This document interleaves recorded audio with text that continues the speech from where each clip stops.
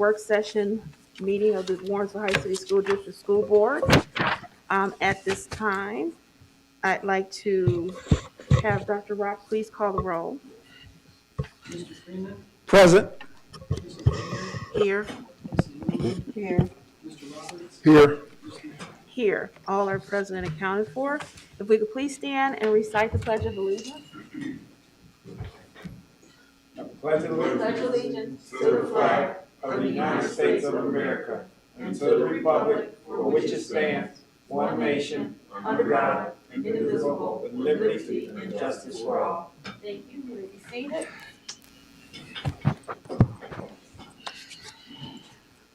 If we can have a motion on the floor to approve tonight's agenda, we need a motion to approve item 1.3, the February 9th, 2022 work session board agenda. Madam Chair, I move that we approve item 1.3, approval of the agenda for today, February 9th. Thank you. May I have a second? I'll second it. Thank you. Board, is there any discussion about tonight's agenda? I'd like to add a facilities update. That's 1.6 if possible. All righty. 0.6.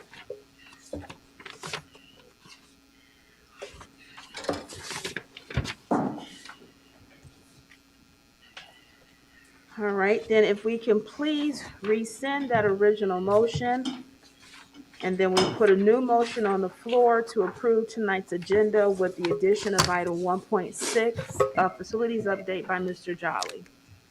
All right, so you want me to rescind it first? Madam Chair, I move that we rescind item 1.3, the approval of the agenda.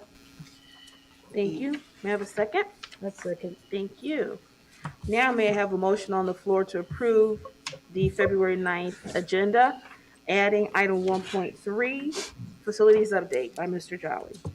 Madam Chair, I move that we approve item 1.3, approval of the agenda, with the addition of item 1.6, facilities update. Thank you. May I have a second? I'll second. Thank you. With that, Dr. Rock, can you please call the roll? Mrs. Gainer. Yes. Mrs. Newman. Yes. Mr. Freeman. Yes. Mr. Roberts. Yes. Ms. Mitchell. Yes, motion passes 5-0.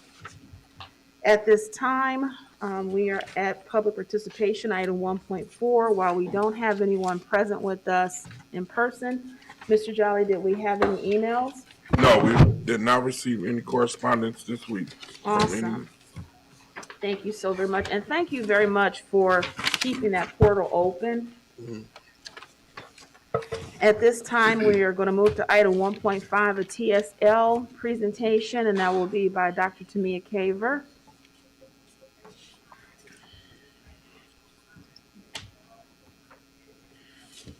Good evening. Please let me know if you can hear me or if I need to remove my mask. Can you hear me? Yes. Okay, great. Thank you. Good evening, everyone. So I'm here to tell you guys about a new grant that we just received. It's the Teacher and School Leadership Grant. So the purpose of the grant is to create a network improvement community. And the main focus is so that we will have a community here in Northeast Ohio, because we don't have one already. But the main focus is to work with other districts in collaboration with the ESC in order to try to grow professionally our own staff members. It is for recruitment and retention. And then ultimately trying to have a network of peers that we can work with for support, and definitely to, in the end, go to and learn so that we can increase student achievement. So the focus of the actual grant are looking at student achievement through the eyes of recruitment, retention, professional development, and support. Next slide. The components is a 5-year grant. It is $500,000 per year, and we are currently in year 1. It will affect some teacher and school leadership positions, some that we can have in place, but things that we are trying to grow and expand upon, such as instructional coaching in science, such as instructional coaching at the elementary math level. And then basically instructional best practices across the board And as I already talked about, the recruitment retention opportunities as well. Next slide. So we are in this grant with the ESC, along with 3 other districts, which are East Cleveland, Garfield, and Maple Heights. And we're joining a community of educators that are in 91 different schools across 7 different states. So we're going to be working also with a consultant group called Insight Education that also works with these other districts across these states and help us to improve our practices and, again, focus on growing our own. Next slide. So the components of the grant include at what we consider a network level. That would be some of the professional development opportunities that we will have. Some of those opportunities will be online. There will be videos and things that we can go back and review. The superintendent will also have to attend an advisory council. Once a year we'll have an annual conference that we have to attend. At the district level, they'll be helping us to refine or pretty much just more implement, because we just revised our strategic plan, but carrying out the strategic plan that even the board has created for the district in the various areas that relate to student achievement. They will be also working with us, with Mrs. Hunt in Human Resources, to look at our recruitment practices, to develop a systemic plan that can be carried out over the years. It may include some marketing and some other things, recruitment incentives for individuals and things like that for what we call high needs areas or hard to fill positions. And then also with an emphasis also about diversifying our staff as well. So I'll talk about that a little bit more later. Also at the district level, we'll have participation in leadership academies, and that'll be for selected individuals, selected teachers, selected administrators that would like to develop themselves professionally in that way by participating in these leadership academies. And then finally, at the school level, we'll be looking at work through our existing building leadership teams and teacher-based teams so that we can look at problems of practice, again, focus on instructional strategies, and with the ultimate goal of increasing student achievement. We will also be implementing more of the instructional coaching, which we usually do through my team.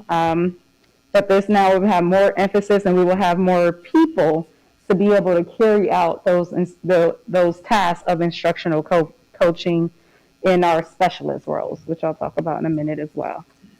Thank you.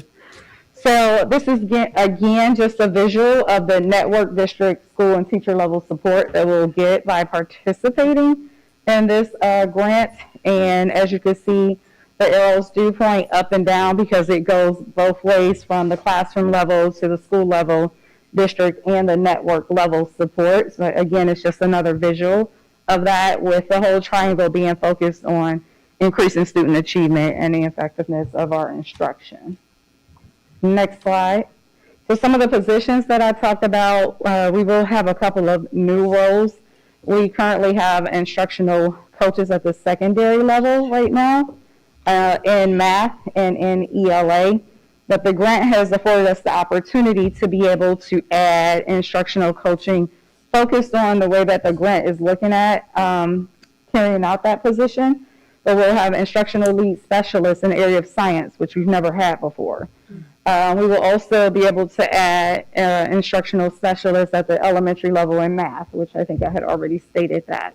So those lead specialists will be coming up soon in the next couple of months so that we can build a continuum of coaches or specialists across the board to be able to help our staff members at all levels. We also have a position called demonstration teacher. So those will be our existing teachers, but we already started to work on recruiting people for those roles. So we sent out the information for the teachers to say if they wanted to be considered for that. And again, we're looking at teachers across all of the grade spans to have them serve as have them help their peers and their colleagues so that our own teachers could come and visit their classrooms, learn from them. The coaches will be there to help as well, and to be able to, again, professionally develop our own staff members, help grow our own internally. And there will be stipends associated with these types of positions as well. Next slide. I also want to mention the Leadership Academy and the Aspiring Leaders Academy. So again, the Leadership Academy will have some learning and growth and development to it, where the administrators that have elected to participate have to go through some modules and things like that, and professional development. And then for the Aspiring Leaders Academy, again, a lot of this is about recruitment, it's about retention, it's about job satisfaction, it's about preparing succession planning. And so we are looking at teachers that want to participate in the Aspiring Leaders Academy who have a desire to one day want to fill these roles or go into school leadership, be principals, assistant principals. So this academy will afford them the opportunity to get some training and development to prepare them for those roles. Next slide. So this is just an overview of the training dates that we have that are coming up. They are really quickly approaching. In the next couple of weeks, we will start the process. But there will be training for our building leadership teams. They are referring to them as ILTs. There will be training for several members of our TBT, which already exists as our professional learning communities. And then, again, coaching boot camps, so our coaches can learn more and get more professional development on how to coach other people, as well as training. Like I said, the leadership academies are on there. And then there's one more, the recruitment and retention training and workshops even for our human resources department. So that was just like even though it's small, just a general overview of all of the things that are upcoming this spring and early summer. Next slide. The recruitment and retention piece I want to just talk about briefly. There is an emphasis, I talked about diversity, so we have to know that while we service children, about 98% African American students are in our district. In the state of Ohio, only 4.3% of the teachers are African American. And so part of this grant is to also attract and try to retain teachers of color in order to service our student population. And so the first part is the Educator Exchange, which we haven't participated in yet, but it should be coming, will be with Ms. Hunt, where they're making connections with HBCUs, minority serving institutions, and higher education institutions as well, to do like some type of pipeline and create relationships and development to, again, increase our teachers of our staff of color, teachers of color, basically, especially in hard to fill areas as well.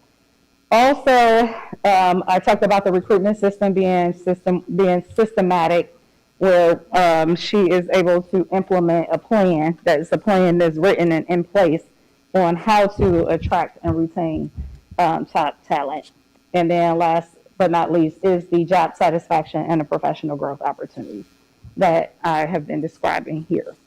So that is the Teacher and School Leadership Grant kind of in brief form. But we wanted to have the opportunity to come and explain to you all what is coming down the pipeline here in the next couple of months in terms of positions and stipends that you will start to see on the agenda that go along with this grant to get people to participate and be a part of this wonderful development opportunity.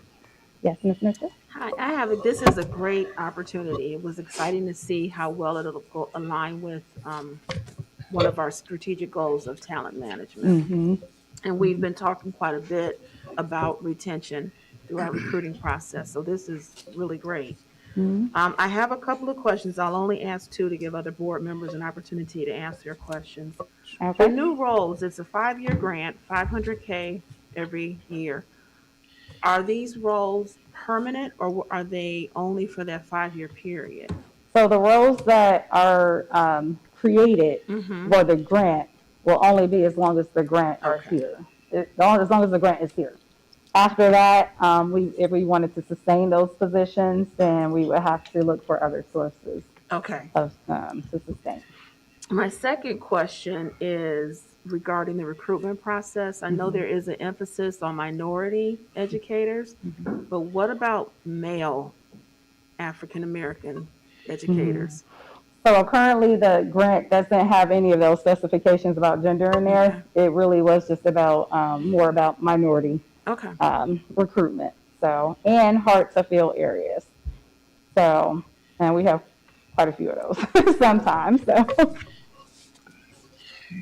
Any other, thank you so much. Yes, no problem.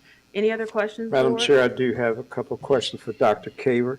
Dr. Caver, out of the 3 districts that will be participating in this TSL, who's taking the lead? Are we going to have it hosted at our district, at their districts, or? So the Educational Service Center takes the lead on the grant. So they do the grant management and things like that. The money is actually held with them. And then Dr. Rock has to bill back for everything so that we could get the funds back into the district. So, Okay. but yes, they are taking the lead, and they have a grant project coordinator that they hired just to manage this grant at the ESC. I got you. And for our district, Warrensville, who's taking the lead on that? Who would be the contact or the go-to person at Warrensville Heights That City would- School District? That would be me. Okay. Thank you so much. So in addition, Ms. Bishop is Yes. assistant, and it's my error. Ms. Bishop should have been here today. I did not inform her. That's my error, so I wanted to publicly state that because I did talk to Dr. Caver about presenting. So I wanted the board to know what was coming about the positions that we need to get approved.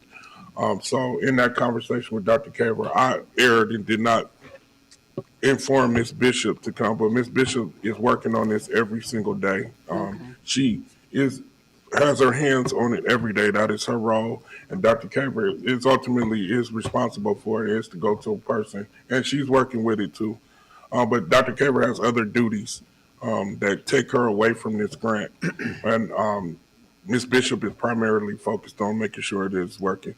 So with that, the team, those two working in tandem, will ensure that we fulfill the grant in its full potential. So I publicly want to state Ms. Bishop should have been here. That's my error. I should have told her to come, but I didn't because I wanted to, in the haste of trying to get it in front of you, I talked to Dr. Caver and just asked her to present it. But they are working together, but Dr. Caver is the lead on this work. Thank you, Superintendent. Thank you so much, Mr. Jolly. Go ahead, ma'am. I was going to say, any more questions? Yep, thank you. Go right ahead. So it's $500,000 per year Yeah. for 5 years? Yes. How many positions roughly do you anticipate us filling? So only, with the grant, we could possibly hire 2 positions. Okay. So, and those 2 positions won't take up to 500, but there are other, there's some stipends that go along with the grant. So we would be paying stipends for the demo teachers. So that won't be for the new hires necessarily. Those are existing staff members, but for them to participate, there'll be stipends associated with that. There are stipends associated with the teacher leaders that decide to be a part of the Aspiring Leaders Program, Okay. and then the principals that are in the leadership program. So there are other costs that are associated, and then there's a very nice amount that's allocated for the recruitment and retention component as well. And what I'm hearing though is that there's also a lot of professional development in there as well. Yes. Mm-hmm. All right, that's exciting. Yeah, Thank you. very much so. I have 2 questions, and it's just clarity. That with the $500,000 that we're getting each year, we're not sharing it with any other district, correct? Correct. Okay. And then for the HBC, do you all have a plan as to how do we going to recruit minority to come into Warrensville? So that's what the grant will help us do. Okay, so right now you don't have a specific plan laid out for us to get minority in here. Okay, so I don't want to speak for Ms. Hunt because I'm not human resources, so don't misquote me. Okay. However, but that is what the grant is designed to do, that if it's not clearly mapped out with that as an emphasis, the plan is that this grant will help us to establish that for sure. Okay. So- So that means there's going to be some traveling involved. There should be. It definitely should be. There should be, yes. You know, 100% it's going to be, but I could tell you what the barrier is going to be. It's getting somebody from the South to come up to Cleveland. So we got to be very creative on how we incentivize coming here. I mean, as a person that went to school in Atlanta, you know, I came back because I was from here, but it was very difficult to get somebody to come grew up in Georgia or grew up in Florida or something to come to Cleveland. So we have to be creative. We have to work with different apartment complexes and different things to get incentives so that just think of all of us a parent and sending our 22-year-old to Cleveland, Ohio, not knowing nobody. What can entice you to take that plunge? So those are the conversations that we ought to have with this, because if you looking at HBCUs, the majority of them is in the South, It's in the South. and you gotta somebody gotta trust to send them up here, and as a school district, we gotta provide that type of parachute. Now, in talking to some people in the past that was in the district, they said Warrensville went down south in the 70s and got a lot of the African American teachers that we had growing up. So they did it in the past. I don't know how they got them here, but that's something to study too. But I believe a lot of them stayed in Ellicott when they first came and then branched off from there. So that type of relationship with the community partners to give some free rent or 1 month rent free or something. Yeah, that's one of the questions. We got to figure that out and see if the grant money can be applied to that. Right. I think that was one of the concerns that I had was housing, especially when you're in the South and you know very few people to none in the North. So how can we offer as an incentive, like you just said, housing? You know, I think that would really benefit. That's the number one barrier. I think it's going to be housing. It's housing and where I'm going to stay. I don't know nothing about the city. So the school district has to have some reliable, safe places for people to send their children. So we have to figure that out and work on that. And I think our team is strong. Ms. Bishop, Dr. Caver, Ms. Hunt, the whole team working together to get this done. One plus on our side, we do have 2 HBCUs right here in Ohio, Wilberforce and Central State, so that might be a help. Yes, for sure. So we're looking forward to the opportunity to work with this network and to implement this grant and continue the work that we've been doing here. And again, like I said, to have some staff development, to go along with the other professional development, obviously, that my department usually offers, but also just getting our staff members to see, even in a smaller district, the growth and development, the opportunities that could come for them as they, look at what's next for them. And so, and then to get to attract and retain the top talent here in Warrensville. So, very excited. I think the end of it, though, I think ultimately if you improve the teachers, you improve student performance. I mean, it's just that simple. The more you grow the teachers, the better the teachers are, the better the students will perform. Right. So I think it all goes together. Yes. So thank you so much for your time. Thank you. Thank you so much, Dr. Caver. This is exciting. All right, next on our agenda is item 1.6, facilities update by Mr. Jolly. Yes, this will be a brief update, but I just wanted to give you an update on Mount Zion and where we are with the purchase of the facility. So the last thing we were waiting on is an environmental study. And basically what the environmental study is that we have a company that's coming in, they're going to test the soils to see like if any like oil or a gas station or something was there to see if it's unsuitable to renovate or fix or whatever. Our indications is that that's going to come back good because it was woods before. It wasn't anything there before. So once we get the environmental study, at that point, we would be ready to come back to the board for consideration to approve the deal. So we need the final piece of the puzzle just to say that everything is good. We already have a tentative budget, pretty a solid budget on how much it's going to cost to renovate. And we'll have that available to you once we complete this. So you'll see how much everything costs, from the renovation of the classrooms to the HVAC systems to the flooring, even to the technology. We have all that already, and we'll be able to present that to you. So hopefully we can get that within a week. We might need a special meeting to really get deep into it so that we can hurry up and get the project started. Time constrictions, I don't think even if we approved it next week, we'll be ready by August. But we could be ready by November, late October, if the process happens soon.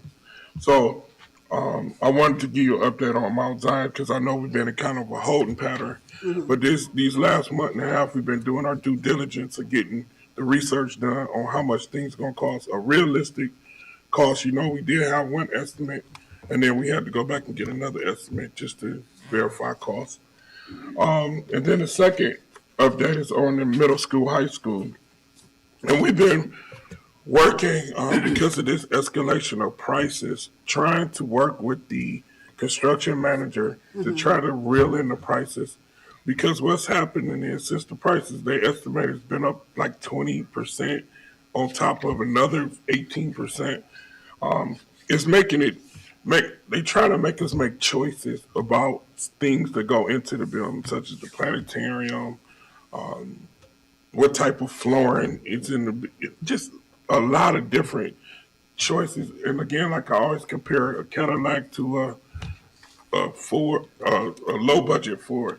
The community told us to build a Cadillac, so we are trying to keep the Cadillac as much as possible. But our construction manager, Infinity, has to work with us and continue to bid out everything to get the best price. So we've been having meetings. We met like 3 days, all this week. From our perspective, is that we need them to continue to work hard at that because, again, we have to deliver what we promised. So even with the stadium, Affinity has made some adjustments to who's managing the stadium. So they're handling like 2 separate projects now. Before, they were handling like one big project. The stadium and the school was one. So after our meetings this week, Affinity has pierced it out. So the stadium is a different project than the high school. They're still managing both. But in that effort, the same people were doing both. Now we have 2 separate people, one group that could dedicate strictly to the stadium, and then the other group will focus strictly on the school. So I'll keep you updated on this process because it is very time consuming. We have to be at the table at every meeting. If we're not at the table, then decisions are made, and it's, in my opinion, not in our best interest. So even with PMC, we still have to be at the table because our interests and the promises that we made, we're the ones accountable. PMC is not accountable, or Infinity. So we're there and making sure that we can deliver. So if we have any struggles, I will come to the board and share what those struggles are. But Infinity is working with us very closely to try to rectify this issue with this escalation of prices and trying to keep the project on task. Last, I got 2 more updates. So the middle school is almost down. So if you go by there, you can see that she'll be down within a week and a half or 2. And then there will be starting Eastwood within 2 weeks too. So a different company is doing Eastwood, not the same company that's doing the middle school. So they'll be starting Eastwood too. So those are the updates. And I just wanted to let you know what's going on. My Zion, though, we're almost ready to move on it. Just keep us posted so we can, get something on the calendar as soon as we need it for a special meeting. Thank you so much. Next on our agenda is item 2. I'm going to call for a motion because a vote will be needed on this. So if I can have a motion to approve item 2.1, memorandum of understanding from MyCom Network, and then once we get the motion, we'll enter into discussion. Madam Chair, I move that we accept item 2.1, memorandum of understanding for MyCom Network. Thank you. May I have a second? I second. Thank you, ma'am. And at this point, Mr. Jolly, I'm going to hand the agenda over to you to walk us through. Yes, so this program is a partnership with MyCom, and so we have been working on this. The high school has been working on this. They've identified 20 juniors who are over age and undercredited, and they have identified as who don't fit the Royal Academy model, but have issues in school. So MyCom, as you know, MyCom is a group that is working with this area, and they came to us with a proposal that they wanted to do a credit recovery program where they will physically take those students off campus and then help them catch up their credits. We found that when sometimes the environment of the regular school is sometimes challenging for a group of students, it doesn't work for them. So this group, we were going to take them, and they had made an agreement with Westwood, well, not with Westwood, with Pastor Everger to use space there to house the program. So we did check it out. I did go to our lawyer to see if we have kids there, is there any violation of our lease, or does it put anything in jeopardy that we're doing? Jason said no, it's a public perception thing. The public perception is that how we gonna how do the process that we are going through with the demolition of the church, how can we demo the church, not demo the church, but the process that we're going through with our facilities. We don't want any conflict with that. He said it's not a conflict, it's just, if it looks busy, how can we close it? So it's more how people feel about it if we are still using it. Again, from my perspective, he is using the building, and that program is they're partnering with him to host the program. So I don't think it's any issue at all for the kids to go over there. Tonight, I'm asking the board to approve the agreement. I'm still working on the agreement to make sure that it covers everything. If it doesn't cover everything, we won't move forward. It includes job training for students, so those students will get jobs in it. We just have some issues like Mondays and Fridays on what happens on Monday and Friday. So I'm trying to work on that. And once we get that, we will start the program. What happens, just clear what happens on Monday and Friday with the students. If we don't use this program, we'll do our own program for those 20 students, figure out some kind of way to help them at the school. But physically, them leaving the school, going to a new location, I believe, and our team believe it would be a great benefit. But I want to talk to the board and have a discussion about them going to the Westwood site because it could be perceived one way, but in my perspective, it's a use of the building that our tenant is allowing a group that's benefiting our kids to use. So that's where my explanation of it is about the program. So, Mr. Jolly, so are you saying that we gonna still have credit recovery at this high school? We got credit recovery at the high school currently. We got it. But once we get into this program, we gonna move credit? No, credit recovery stays at the high school. Royal Academy stays at the high school. Okay. But there's another group of students that we're missing too. So we got the credit recovery. That could be anybody going to credit recovery. Then you got the Royal Academy. Those are kids that have been identified. And then you got another group that they have identified this year who are not being successful. That So what for whatever reason, not being successful. Okay. So what would the hours be? 10 to 2. 10 to 2? 10 to 2. A bus will pick them up and drop them off, and then we get food and lunch. Okay. Well, I'm gonna be honest with you. I'm for anything that is gonna help our children be successful. I mean, I think it's gonna be an excellent program. And I'm just hoping that the kids really buy into it to help prepare them. Because like you said, you done identified at least 20 It's that 20. can really benefit from this program. And it's probably more, but I'm just happy to hear that we do have a plan for those two students, because those are the students that generally drops out of school. So we can target them and make sure that we are able to provide their needs and help them to be successful. This is an excellent program. So we still working on the kinks. When I say the kinks of it, it's Monday and Friday that I'm working with them on. If we can't agree to Monday and Friday how that's gonna look, then we'll do something separate All right. at our school. So that's the only thing that would be changing from the terms of this MOU is the dates that we would be using, that they would be having. You're approving Monday through Friday. Monday through That's what Friday. you're approving. If I can't deliver Monday through Friday, we will adjust it and make it Monday through Friday at our school, Oh, okay. at Warrensville. So then would we need to rescind this MOU, or what would happen with the MOU? So the MOU does not tell what days of the week at all.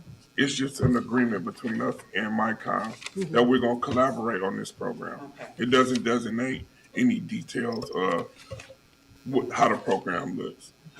This was approved by our legal counsel. As it's just an agreement that we're gonna work together Okay. on this project. By which legal counsel?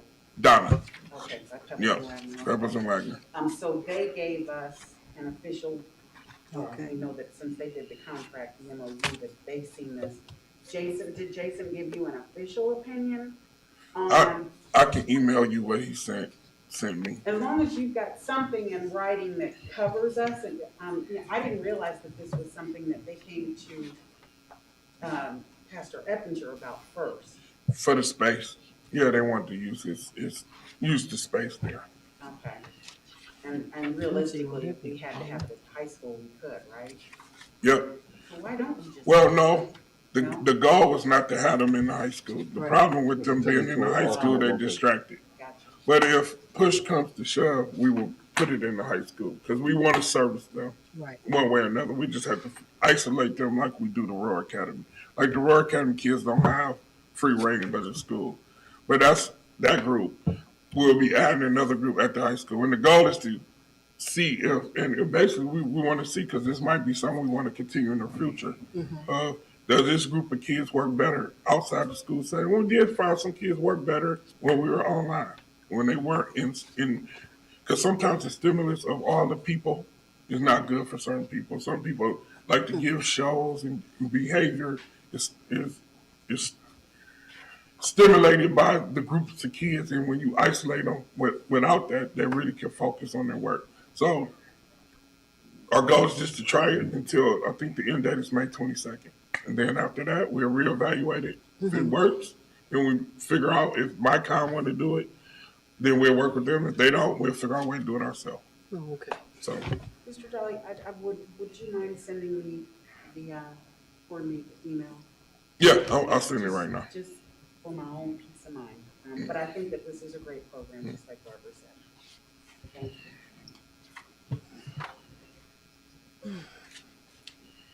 Are there any other questions, comments on this one? Hearing none, Dr. Rock, can you please call the roll? Mrs. Newman, Yes. Mr. Freeman, Yes. Mrs. Gator, Yes. Mr. Roberts, Yes. Ms. Mitchell. Yes, motion passes 5-0. All right, next on our agenda is item 3.1, is to review the board fund for years 2020 through 2021. Dr. Rock, I'm going to hand it over to you. Okay, what I'm passing out is, the top page is the end of, that goes through the whole school year, last school year. And then the second page is this year, so we get a snapshot of where you are for this year. Thanks, sir. Thank you. Both years are substantially low Thank because you. it's hard to go Because we're in a anywhere. pandemic. Big difference from years before, huh? Oh, yeah. Oh, big difference. And when you go back to last year, you notice OSBA was real low in the cost because that was the 1 year where it was just virtual. Mm-hmm. And then this year was the first school year where it actually moved back to where we had it in person.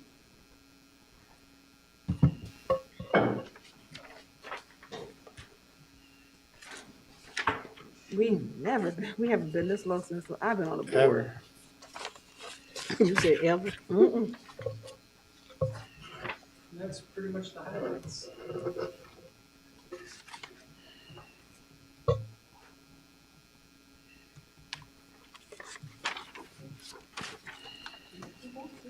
So it looks like we had our biggest expense last year for capital conference. Yes.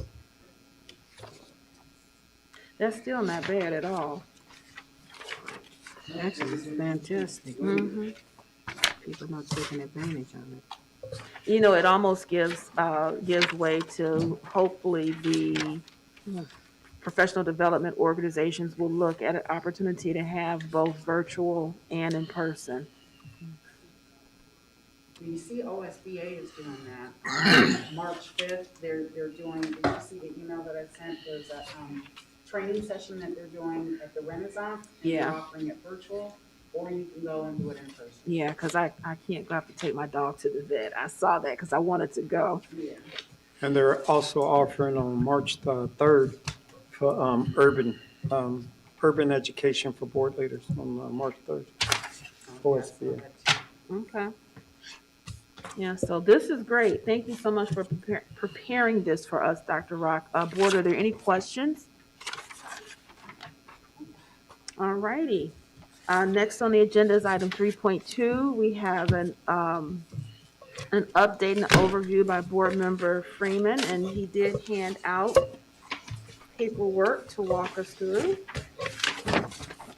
Thank you, Board Chair. Board, as you know, last November, Ohio School Board Association decided not to have membership with the National School Boards Association. And with that, with the trustees voting 20-0, it took us and boards like us out of participating in the National School Board Association. Myself and Dr. Rock had tried to communicate and get an understanding of the bylaws of the National School Board to see if we still, like Ms. Gator had asked, we could go to some of the things. But they told me and Dr. Rock we couldn't, we wasn't members. So it hinged 19 members, actual state associations pulling away from the National School Boards Association. On February 1st, Rick Lewis came down from Ohio School Board Association, and they had a meeting which was put together, and I thought it was really good for Cleveland Heights and University Heights Board, along with the Shaker Board, to put together a meeting to actually discuss with Rick Lewis and Ohio School Board Association, what do we have as board members to be part of that? What happened that you actually pulled away from the National School Board and all of the personal development that we were receiving from the National School Boards Association? And with this district, CUBE, Council of Urban Boards of Education, when I came on, and I know Ms. Gator, one of our former board members, June Taylor, loved CUBE. So I didn't know what about it. Mimi took me on my first trip, and then I got involved. But being an active member of CUBE, my term expired in December of this year. So around the country, out of those 19 people that pulled out of their association, about 10 of them got together, led by Val Jones of Tennessee, the CEO, Gina Patterson of Virginia, the CEO, Tom Pitts, the CEO of South Carolina. They got together, and Dr. Randall of Missouri and Dr. Melissa, what's Melissa's name? Simmons of Tennessee. They wanted to have something in their state that they could have for their actual boards. And they came up with this Urban Boards Alliance Advisory Committee. So they led the charge, and then they brought in the other 19 CEOs of the different associations to see if they would be willing to do something to put in place like an actual National School Boards Association. And they came up with this name. The name could change, but what they wanted to do is bring people that was actually on the National School Board stage and ask them their opinion. What can they do to start something up new? So what they're doing, they're in the infant stage of starting the Urban Boards Alliance Advisory Committee, which the name may change next month, but that's just what they came up with, like 8 or 9 different CEOs of the state associations. I have talked in communication with Rick Lewis. Rick Lewis is all for it. He wants to be more involved in it. When they put it together, they tasked the CEOs to actually have 4 to 5 CEOs of each different state be tasked with a different assignment. So you have Georgia, you have Tennessee, you have Virginia and Missouri in charge of putting the content together, putting the mission together, and if we're going to have an actual conference, where would it be? Then they put like states like Ohio to do the registration, the cost factor, and so forth. And per Rick Lewis last week, he said he had talked to his other CEOs in other states. They wanted to have, like, they didn't have actual cost. Like we were paying, I don't know, Dr. Rock, what were we paying the National School Board? Do you remember? Somewhere around $8,000 to $9,000. So they want to take that $8,000 or $9,000 out, and they want each individual school board member to pay just to go to the actual event. So they're trying to structure an event for March of 2023 that will be held in Florida. It will be on the basis of CUBE, but they don't want to hear that name, and I understand. So when I mention CUBE, and Mr. Roberts know, they don't want to hear that name. They want to hear just a new beginning. And they're putting like 10 of us together to come down to Georgia with Val Jones of the Georgia Boards Association, to actually put all this together on a 2-day seminar. And that's where we're at. So it's an infant stage. They're trying to get together. What I like off of the 2 conversations is that the CEOs are all engaged. So not all 19, but I think the majority of the ones that left national school boards are energized to have something like this, because I think with the board members and who went down to the Capitol Conference, that's all I heard, and that's all people heard. I know, Mr. Roberts, you heard it too, and you too probably, Ms. Gator, is like, hey, what are we going to do? What do we have? So this is an option to give a school board that actually opt out of a national school board something to have to actually get some personal development. But that's about it right now. I mean, I talk to them on a weekly basis, but they don't have anything definite. Madam Chair, Thank you for the update. you're welcome. So at some point, you'll have to come back to the board with the details of your trip. The details of the trip, it's here. It's March 13th and 14th. What they want to do is March 13th, it's a Sunday. They want to meet at the Georgia School Boards Association office from 12 to 5. So they want to have a 12 to 5 at Georgia, down in Georgia at Warrensville, and then they come back Monday. And then after that, we should have a name, the purpose, the mission, and then they want to get started on talking to the other execs from the other states to say, hey, this is our name, this is the purpose, this is our vision and mission, and this is where we're going to proceed. So they already have it set. They already got the date set. They got the hotel, Hampton Inn, everything is set. So out of those 10 people, they want us all to come down to Georgia and partake in the discussion. So I'm going to apologize. I asked the wrong question. I should have asked board, is this something, we don't do, this is just travel, it's not professional development. So I don't think we have to approve this. You just, Are we paying for it? so I guess Dr. They're Ross, not. They're not paying for it. Dr. Ross, that's a question for Urban you. How Alliance do is not we- paying for it. Maybe I did talk to Rick. Rick said they may have some to give a couple hundred, but he said he would have to talk to Dr. Rock. So maybe we would need to make that call of what the percentage. I have family there, so I would need a housing like they set up, but I would definitely possibly need an airfare ticket. So that's what we have to decide as a board. That's what I was Correct. trying to ask. So Dr. Rock, you would have to guide us on how we would navigate that approval process. Madam Chair, so my question is, so it's when you're saying CEOs, you're referring to the Rick Lewises of the different associations, right? The different states. Okay, so it's all of them that are coming, and Not all of them. 10 of them? About Certain number of six. them. Six. And then what, they've invited some of the members from Cube to come as well? Correct. Okay. Yeah. I don't know, I would think that we would see something from them stating that this is what's going on. I would imagine, right, Dr. Rock? Something to show that, you know, I mean, we have this, but an Something to show that invitation or you're all on the something same showing page that, and under the same agreement. Yeah. It would be best practice. Right, I'm about to say. That's why I think Dr. Rock needs to talk to Rick Lewis, because Rick Lewis is the first one that brought it to my attention in December. And at first I wasn't thinking about it. I was like, hey, I'm coming off Cube. I could care less, but we do need something. Then going down and talking to Mr. Roberts and seeing that we did need something like, not a Cube, because they don't want to have that name ever put out, but something to help board members. Just not for Ohio, for everybody. So I can see the purpose of it, but it's just the early stages, Mimi. I mean, they've been talking about it months before they came to me about it, I'm sure. which other, do you know which other members of Cube have been invited to come down? Yes, Jamie Devine from South Carolina, Hove Steve Gallen from Oh, yeah. Florida, Yeah. Michelle McKissick from Tennessee, Erica Mitchell from Georgia, DeKalb, and then me.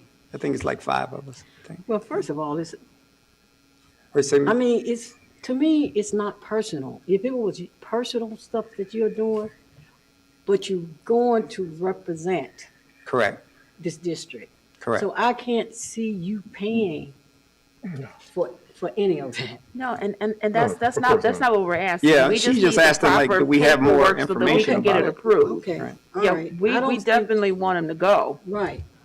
I just don't want Ray to think that he has to pay for any of that. Yeah, no, I don't think he thinks that. No, I'm just he's saying to saying- be a light on the he's district, saying I that can he's get gonna go with housing. I'm not worried. I Yeah, mean, they set it no. up already. They set it up with Right, he Hampton said Inn it last with week. So we just need Dr. Rock, and if at all possible, because with the trip coming up, we probably need to get it approved sooner than later for the Right. flight. Yeah, that's So if fine. we can get as much as. I would prefer myself, and me and Dr. Rock discussed a little bit of this, but I prefer if, I mean, you and Rick got a great relationship, and this is, him talking to the, like Mimi says, CEOs of the other states, and just get a better gauge. I have a gauge of it, but you don't know what they're trying to do, so. Well, I think this is something great for the board and for the district. You're representing the district and you're representing the organization that we lean on for a lot of information. That's why I've advocated to go to them to consult how unique and how specific the information is for our district. Yeah, I think it helps the urban boards across the country. I mean, especially in Ohio, when we had 11 cube districts, I mean, when I started, we had 8, now we were up to 11 before they canceled it out. It helps them, and then hearing it, and Mr. Roberts can attest, and I keep bringing his name up, but Mr. Roberts, many people were saying that down at Capitol Conference, that we need something like this, and just with me and his conversation, like, yeah, you hate to lose what we had, but if it wasn't done right, I can see some of the boards pulling out. And I have to give it to my Shaker Heights board member. He said, out of the 26 states, most of them were Trump states. So you got 26 states pulling out. And as he said, they were Trump voted states. So I don't know if that got anything to do with it. But, And Okay. to piggyback on what Mr. Freeman was speaking of, the conversations that we had, we do think there really is value in the information provided to us. I know you were saying not to say this name, by Cube that has, for districts that have demographics like ours. So if this organization is going to be along those lines, I could see an advantage to us being a part of Yeah, such an I organization. think, I just want to make it personally, and I think I can speak for others, we're not saying we're against it. We just want the details so that we can get it approved, so it's a sanctioned trip. The other thing that I do hope we look at, there are other national organizations I always rip the name of that, NASB. There are there's other conferences that do speak on topics of equity. So this, to me, gives us an opportunity to not only visit with what this group is going to bring to the table, but we had talked once before as a board about looking at other national PD sessions to attend outside of NSBA and CUBE. So this is a great opportunity for us to maybe spread our wings and see what else is out there. And to get in on the ground floor. Yeah, You know, this is absolutely. from inception. And Yeah, one thing I this have is- to this give to is- Missouri, Mimi, Missouri's been not even a member of National School Board. They stayed out of it because even though it's a rural and Caucasian type of state, they wanted to actually build their own. So that's what they were doing for 5 years. They were trying to build an urban alliance in Missouri themselves. So they didn't depend on the Missouri School Boards Association. So, I mean, maybe Ohio need to do that too. I mean, I know we have them and they're good for us and all the people are members, over 700 public school districts, but maybe someone need to take the lead and get together and have an urban board in Ohio. Well, it sounds like that's what they're trying to do with this urban network. Mm-hmm. Yeah. Yep. So thank you so much, Mr. Freeman, You're welcome, for no agreeing problem. I'll to give you more bring this information to when I us. get it, probably Thanks, Monday. Mr. Thanks, Mr. It Freeman. sounds so good, sir. Thank For you. looking out. All righty, we're going to move right along to item 3.3, and we're going to have an overview of our new member orientation guide or handbook by members Gator and Vice President Robert. I'm not sure who's going to take the lead, but thank y'all for printing copies for us. I will take the lead. So first, I just want to thank the board for agreeing to do this. I know it's something we've been working on for a while, but I really think that it's something that we can be proud of. To me, the heart of this is what we just worked on, which is the protocols, the principles, the norms. That sets the groundwork for who we want to be as a board. So we had a few, mostly typos that needed to be addressed. We had a lot of formatting issues, and Mr. Jolly, I have to thank David Davis for helping me out today. He was able to get some of the formatting issues squared away. A couple of things that I wanted to point out though, as far as changes, if you look on page, it's where we had the addresses for the different schools, and at one point, we also had the administrator's names. It was the list of contacts. It's not in here. We took that out, and the reason we did that is because we're constantly changing. So, one of the things we want to keep in mind is, we're gonna review it annually, but we really don't want to make a lot of changes to it. We got the new org chart put in, we got the link added to it. Like I said, a few typographical things. Before, our strategic plan was Warrensville 2020, Reaching New Heights. We didn't change the name. So when I looked at the original proof, it still said Warrensville 2020, Reaching New Heights. But do you guys want to come up with a different name for, we reached the first plateau. So do we want to leave it the same, or do you guys want to, Mr. Jolly, do you and your team want to come up with a new name? Yeah, I think we will come up with a name. I can bring that to the next meeting. Okay. See, that's good. Yeah. So I wanted to give you guys a copy of it, just to give it another quick look over. I would ask that we not make major changes to it, but if you see any typos, I'm meeting with Joe Sigford next week. I wanted to check with Earl to see if he's got some time maybe where we could set up a meeting with him just to kind of go over what it's gonna look like to add it to Neola's website, to board docs. So we have some time. We've got as much time as we need realistically, guys. Is it possible to send it soft copy? I absolutely can. Yeah. Okay, because I do better reading on the big screen. See, Thank I'm you. the opposite. I prefer this, but yeah, I absolutely can. And send so it. do I. Yeah, hard copy, yeah. Same Thank here. you. You're welcome. So the other thing I wanted to tell you is I did briefly speak with Joe Sigford from Neola. Now, if we decided that we wanted to set it up on Board Docs, and be able to actually click on the table of contents to go to a specific page. We could do that. They can set it up for us, but it's $36 an hour, which isn't a lot, but I don't know how long it's gonna take. I mean, if we had some formatting issues, I would hate for them to get in there and say, oh wow, this is gonna take forever and it ends up costing us a ton of money. Something to think about, and they really couldn't say how long. So that's one choice, is to set it up so that you can actually click on the different table of contents. The other thing is, we can just drop it in there, people will open it up, and it's just a PDF document that they're looking at. So, Once it's a PDF, once it's in PDF format, it's not that difficult to make it interactive. So that $36 an hour should not be too costly for us. so are we thinking, the thought is to go ahead and set it up with the table of contents? That would be my opinion. Okay, Mm-hmm. anybody else? So we'll have new board members going on there, or do they want the actual, are you printing books? No, I don't think we were planning on printing books. Oh, okay. Then, yeah, what would they go to look at that? Unless we put in our policies? Pretty much that's where it would be, is Oh, okay. under our board member. Okay. Um, I'm just saying for a new member, where would I go if the So seat? there's two places. I saw on the website where we've got, under the board page, new board member resources. We Okay, could actually stick the whole thing there that'd be great. as a PDF, but then we could also have it so that there's a link that takes them to Neola. I got you. So there's two different ways that we could do it. Okay. Sounds good. So that's what we got. Just want to thank you guys. Thank Earl for his input.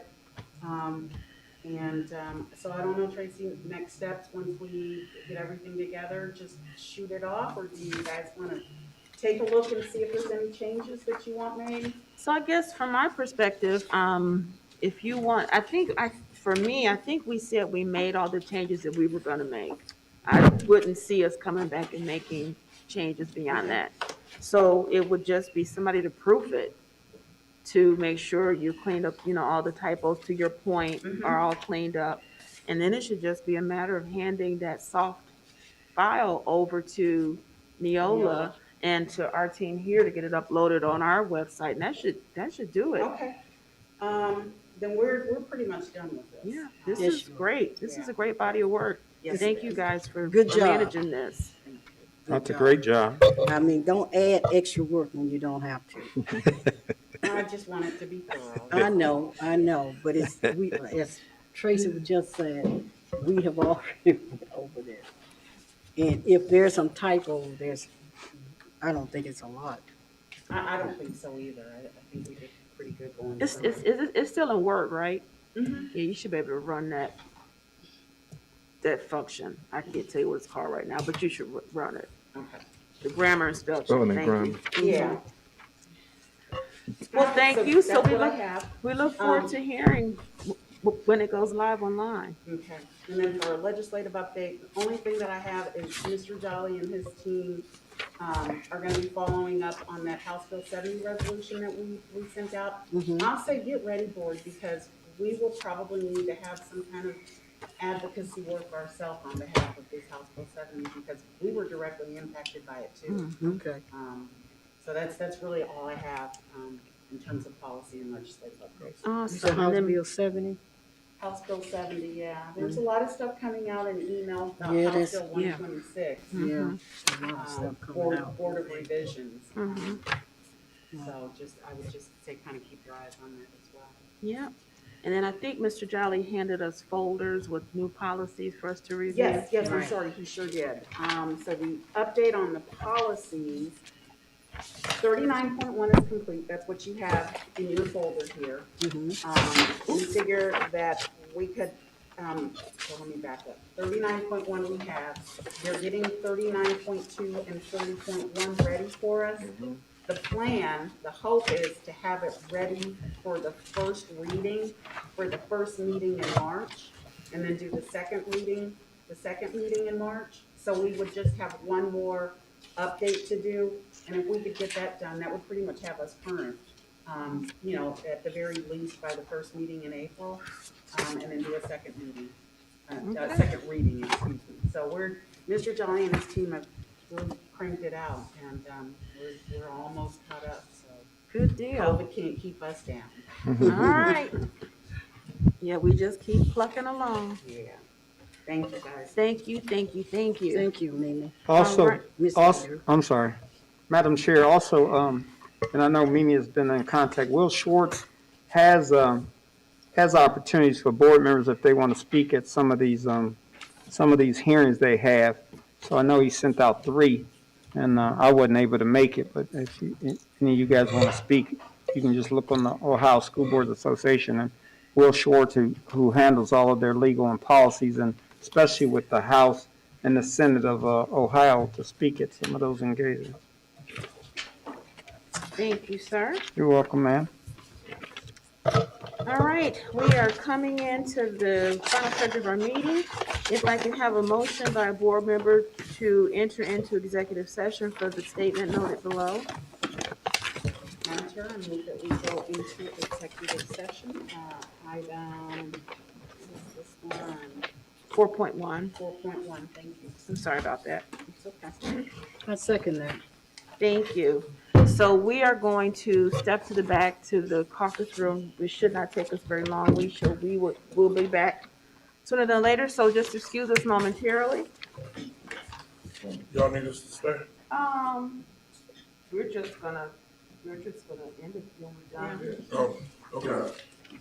Yeah. There you go. Okay. Get out. Yeah. Get just.